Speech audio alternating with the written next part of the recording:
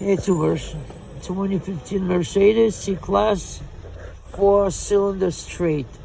The problem just occurred. It all of a sudden it starts shaking like as if it's shutting off, and it's not.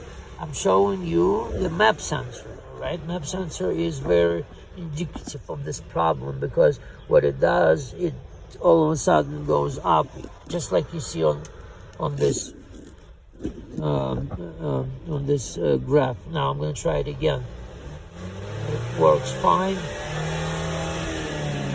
No, I don't trust that sensor. That sensor has to do more than that. There's two issues. Number one, I don't hear the turbo kicking in. And number two, that sensor is shaking. I would change the map sensor first, see how it helps, and then I would go for the turbo.